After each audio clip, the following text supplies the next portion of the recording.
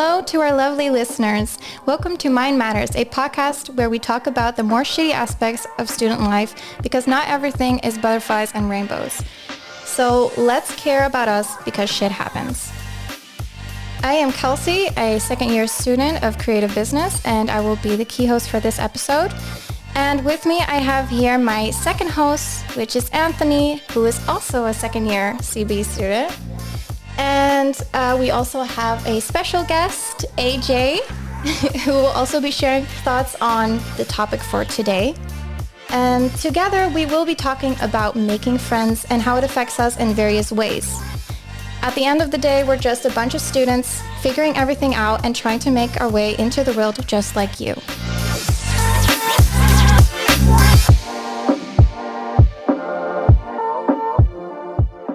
Well, all right. Thank you, Kelsey. So I'm Anthony, and to kick off this episode, let's talk about our baggage. But first, a short introduction. Well, I said it already. I'm Anthony. And as for our guest, AJ, could you introduce yourself a little to us and to the listeners? Yes, of course.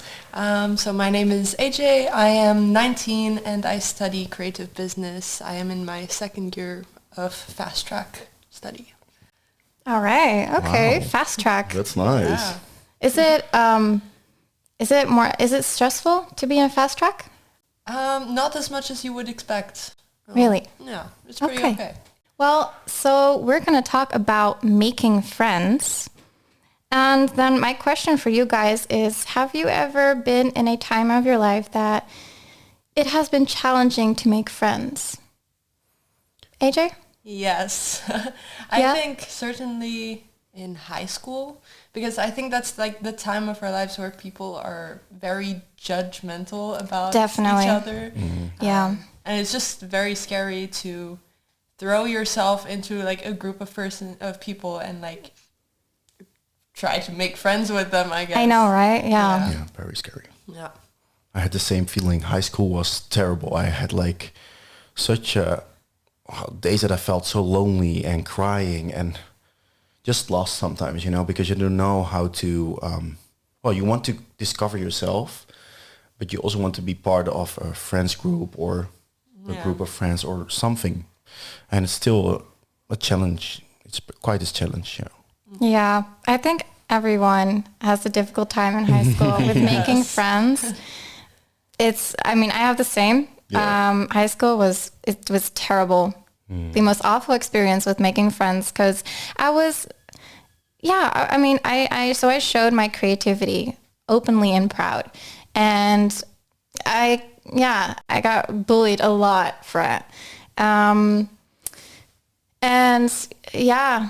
Because of that, I totally also changed my personality and my looks. Yeah. And for sure.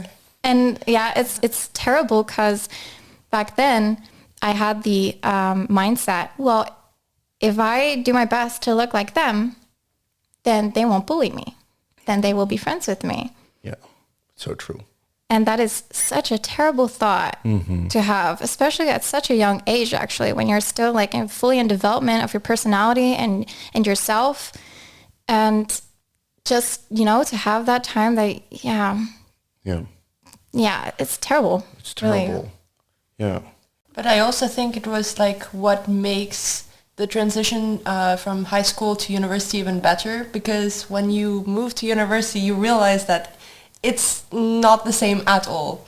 People are a lot more open-minded, more accepting of like who you really are, and like it's just, it makes you a lot happier being more independent and being in university rather than stuck in high school where there are these cliques. Yeah, I agree. I do think it's really depending on the study you follow, though, because That is true, yeah.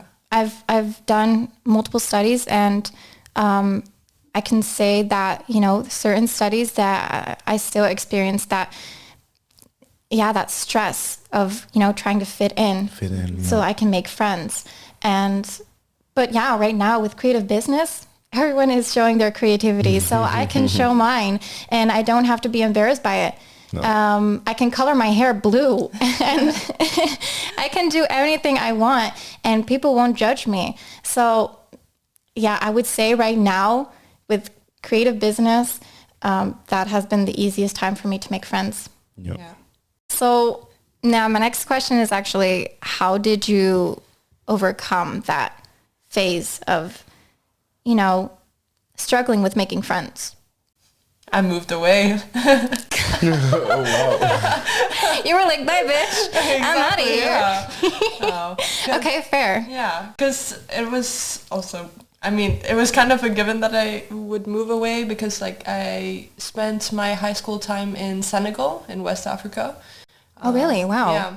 And so when I moved here, it was kind of like, okay, I'm leaving everyone behind and I just am rebuilding Just start myself. clean slate as well. Yeah. Yeah, it's a different environment. Everything, the weather, it's a whole change. Yeah. Yeah. The weather too, yeah, for sure. Yes. A part of me wants to do the same. Honestly, just leave this country, leave everyone in it, and just go somewhere else where I can have, you know, start with a clean slate and no one will know the past me. I don't want to forget the past me, don't get me wrong, but I also don't want to be constantly reminded of it. Of the past, yeah. Yeah. So create your new friends and Yeah, start exactly. a new life, basically, Yeah. right? Yeah. I think everyone has that feeling sometimes, you know, that you think, maybe I should just start over somewhere else, just another study, like you did, you know, Yeah. to just start over clean.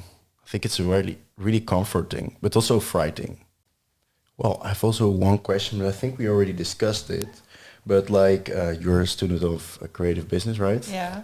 At NL Stende. So, well, how was like your first day? My first day, I can't remember much of it, but I can tell you about like study start week. Actually, I do remember study start week. Like, I think when I first meet people, I'm not very talkative. Okay. I'm a very big introvert. I get that. So for study start week, I remember the first day of study start week, I just wanted to go home. Oh, I didn't want to stay with my group, and but I think eventually, after study start week, I found quite easily some people that I just get along with and feel more comfortable around. oh, that's nice. Yeah. Well, as you might have already known, music is often very much involved with mental health. Kind of like how you listen to a song or like that one sad song when you're having a down moment or just a bad day in general. So today our guest has brought us their special song they resonate with whenever they are struggling with, struggling mentally. So AJ, what song have you brought for us and what does it mean for you? Right.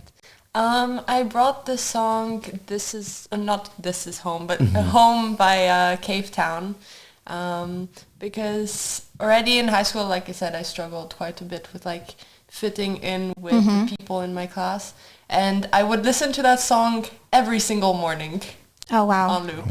Wow. What kind of song is that? The genre? Yeah. It's like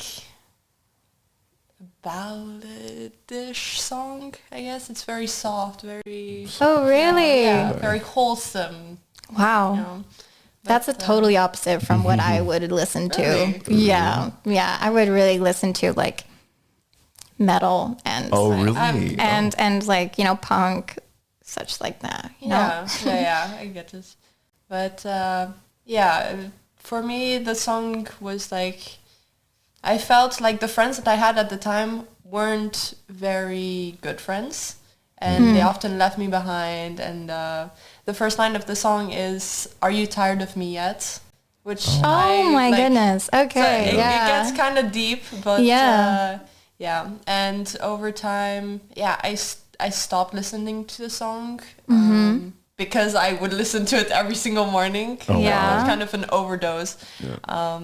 But now when I listen to it, I get like different kinds of feelings, I guess. I can't really explain them though. Oh, It's a okay. bit, but I just see the song differently, even though it still holds a lot of emotions. I get that. Yeah. Yeah. There are certain songs that I used to listen to back in the days when, I was mentally struggling.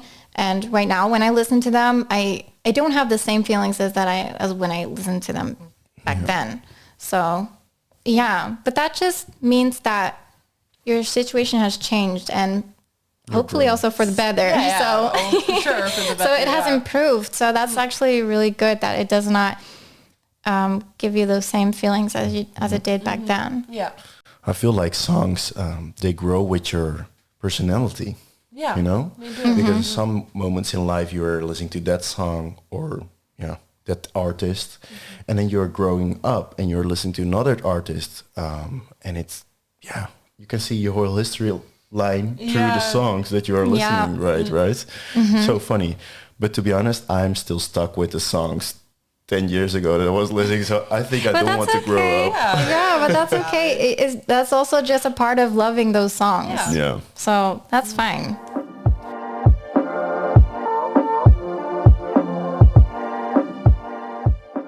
Now let's talk about facts. Both Anthony and I have done some desk research on the topic and I've found some interesting facts for you guys. With these facts, we formulated quiz questions that we'll be asking each other. The task of the other speakers is to then guess the correct answer. So let's get right into it. So I believe you guys know the difference between an introvert and an extrovert, right? Yes. Yeah. Well, now my question is for you guys, what is the difference between a omnivert and a ambivert? Oh God. Okay. Is it A, an ambivert is a blend of both extroversion and introversion, whilst omnivert is one type depending on the situation? Or is it B, the other way around? So an omnivert is a blend of both and an ambivert is only one type depending on the situation? Is it C, there's no difference between the two, both refer to someone being neither an introvert nor an extrovert? Or is it D, none of the above? I think this one's a real head scratcher, I huh? think so. I would guess it would be C. C. Yeah. Your There's final no answer? difference between the two. Both. Well, no, wait. I will do D. D. I'll do D? You're doing D? Yeah, I'm doing D. Okay. I think I would do A. You're going for A? I think so, yeah. Final answer, both of you guys? Yes. Yeah. Okay. The correct answer is actually A. Oh. Yeah. So JJ, you're correct. Yeah, ambivert is actually, it is pretty similar to an omnivert, but the difference is that, an ambivert is a blend and an omnivert doesn't really have, it isn't neither of them. It's just depending on the situation that they can be either an introvert or an extrovert. Right. So that. Then we go to the next question. What kind of hormones are released when you make friends or connect with individual? A, phlebotomy. B, testosterone. Or C, oxytocin. Sorry, I'm so bad with the pronunciations. Oxytocin? Oxytocin. Oh, you know it already? I might. Oh, wow. Okay. Yeah, I would say oxytocin because if I remember correctly, that's the hormones that get released when you... I don't want to be wrong about No this. worries, when you're yeah. happy. Well, it's like when you are connecting with people in general, and it's also when you are happy, it also release the hormone. And while connecting people, your feelings also go happy. Yeah. Well, not always, but most of the time It you will has become a positive happy. effect. Yeah, positive effect. Kelsey, what do you think? Wow, based on what you just said, I'm going to go for C. That's true. Yeah, the other two both don't have like testosterone. Everybody knows testosterone, right? Phlebotomy doesn't have to do anything with the other two. Yeah, actually, I've done some research on that. Actually, social life and mental health of university students are actually very closely connected. Yeah. With social interaction and also building strong friendships has actually been proven to also help reduce anxiety, depression, and also stress levels. According to an article from PsychReg on social interactions on how they affect university students' mental health, connecting with others releases hormones such as oxytocin that can lower anxiety levels. True. So yeah, that's really interesting. So make friends, new friends. Yeah, I was about to say, guess I should start making friends now, huh?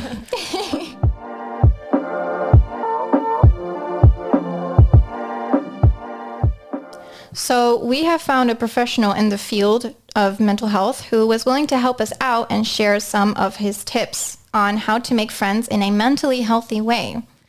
So now let's talk about pro tips. Our professional is Henk Zantinga, and he's been a therapist for 12 years now. He's 68 years old and comes from Groningen. His hobbies are fishing and taking care of his wide variety of birds. So let's hear what tips he has for us today. For this week's episode, here are the following tips I have for you on how to make friends in a mentally healthy way. Be yourself and stay that way. Don't become a people pleaser to fit in. Have the confidence in making friends by being yourself. And lastly, listen to your feelings whenever someone doesn't suit you as a friend. Well, I think what he meant by listening to your feelings whenever someone doesn't see you as a friend refers to, making friends based on similarities, like similar interest, rather than making friends just to have friends, So, if you're making friends that just to have friends, then I think you might have friends that don't really suit you in your personality. Yeah. Which could actually be really difficult, to actually also maintain those friendships or even be in those kind of friendships, I would say. I mean, I've had my fair experience with that. That I have been friends with people that actually didn't really suit me or my personality, but I was just really desperate to have friends. Yeah. And so, I get that. Also quite difficult, right? To just always put the mask on and to act differently. So don't become a people pleaser is quite important. I think so. Because eventually you will feel less happy because of you're always faking it, right? So I had similar situations sometimes that I was just pleasing people too much. And then at the end, I was really tired at the end of the day, like, I cannot. And then for my real friends, I became like really aggressive and really annoying because I know I was good with them. I become like really annoyed. Yeah. Overall. Right. Yeah. No, I think if you're like stuck in a friendship where you can't be yourself, it kind of, you become miserable, at some point. Definitely. For me, I can think like I've had a friend that I've known since like 2009 or something. Wow. We were friends for a really long time, and I would come visit her. She lived in the Netherlands. And every time I would go visit her, I just became a person that it wasn't the real me. And like now that I'm in the Netherlands, we haven't spoken since the last time we met, which was last year when I first moved. But it's kind of strange when you're like in a friendship, but you know you don't fit. True. But you kind of know internally that this isn't a friendship for you. No.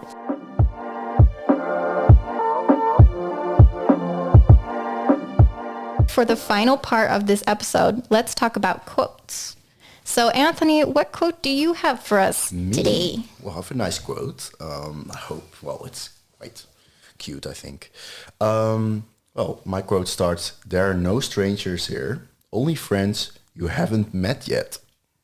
And the quote is by William Butler Yeats. Well, if you are starting with a new study, starting with a new job, it's like always exploring people, exploring feelings, and you never know who's going to be your friend. Because sometimes you think, I see that person, that will become my friend.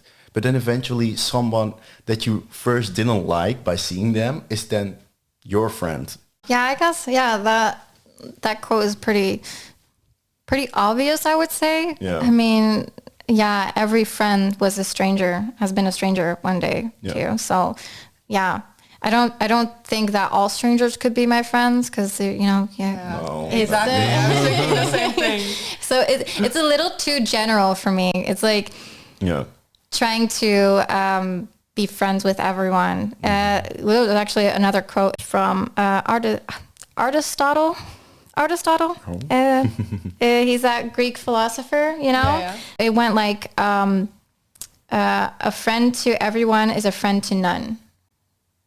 Yeah. Yeah. So I personally more agree with that because, if you're a friend to everyone, to every stranger, then who are really your friends, Mm-hmm. So, yeah, in that sense. You don't have to be friends with everyone, but like in a group of strangers, one of those people could be your friend.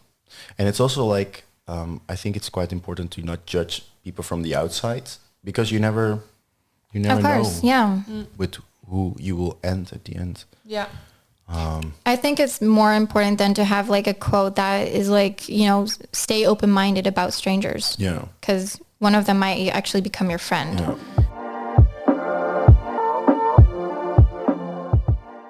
Okay, well, that was it for this episode. We hope you found it somewhat helpful, relatable, and a special thanks to our guest, AJ. Thank you, AJ. for joining Thank us. And thank you, Hank, for the tips. Thank you, Hank. They were very helpful. And of course, thank you guys out there for listening to this episode. Yes.